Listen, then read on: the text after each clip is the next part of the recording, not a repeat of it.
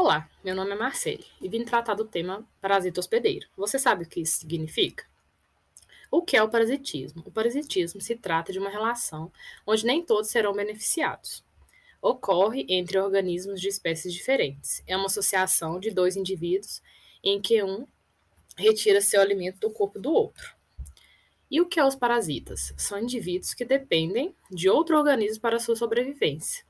Tem os hospedeiros como fonte de alimento e hábitat. Possuem uma variedade imensa de espécies. Alguns exemplos são vírus, bactérias, vermes, insetos, protozoários, plantas, entre outras espécies. E o que são os hospedeiros? São organismos que vão atuar como moradia temporária desses organismos.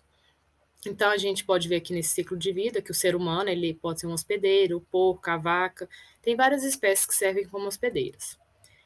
E podemos classificar esses parasitas pelo tamanho diferente.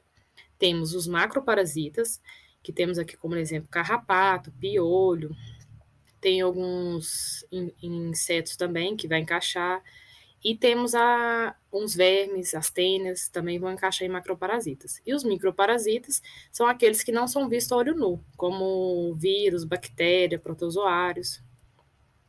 E quanto ao local? Os ectoparasitas são aqueles que vão estar na superfície desses hospedeiros. Um exemplo aqui é o carrapato. E tem os endoparasitas, que são aqueles parasitas que vão estar dentro do seu hospedeiro. O exemplo aqui que a gente trouxe é a tênia. E a gente também possui os parasitas facultativos e os obrigatórios. Os facultativos é aquele que não depende do seu hospedeiro para continuar vivendo. Ele pode ter hábitos de vida livre, como o carrapato, por exemplo. Ele depende do hospedeiro para se alimentar, mas ele não obrigatoriamente tem que estar sempre no hospedeiro para sobreviver. E os obrigatórios é o contrário, é o oposto do facultativo. Ele depende do seu hospedeiro, ele não tem capacidade para completar o seu ciclo de vida sem esse hospedeiro.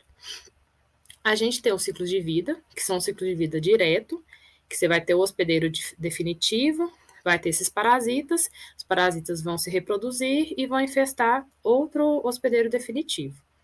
E temos o ciclo de vida indireto, que você tem o hospedeiro, tem as larvas e você vai ter outro organismo que vai estar nesse ciclo de vida. Então, vai ter as larvas, vai ter os hospedeiros intermediários e depois o hospedeiro definitivo. E a gente também tem o exemplo do indireto, que você vai ter mais de um tipo de organismo para ser o intermediário. E o que isso tem a ver com o tema? Evolução parasita-hospedeiro.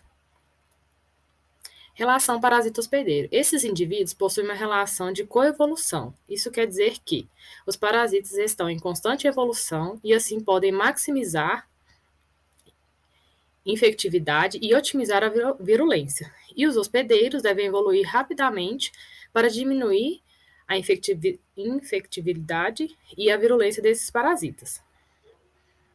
E é importante destacar que os parasitas dos hospedeiros encontram-se bastante adaptados uns aos outros. Isso ocorre porque o parasita precisa retirar seus nutrientes desse hospedeiro, mas ele também não pode ir tanto ao extremo que mate esse hospedeiro. Então, ele não pode morrer precocemente. Então, ele tem que ter um equilíbrio para ele sempre continuar se alimentando desse hospedeiro. Outro exemplo que a gente tem também são as plantas que podem ser parasitas. A gente tem as hemiparasitas, que ela vai sugar a seiva bruta das plantas, e tem as holoparasitas, que ela vai sugar a seiva elaborada da planta.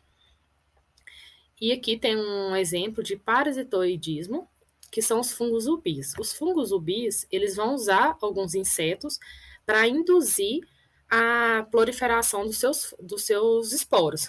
Eles vão infectar esse parasita, esse hospedeiro, vai induzir ele aí para um lugar que é mais propício para a sua proliferação, um lugar mais úmido e mais alto, e quando ele tiver um local adequado, ele vai estourar seus esporos e vai poder disseminar uma parte maior de um ambiente.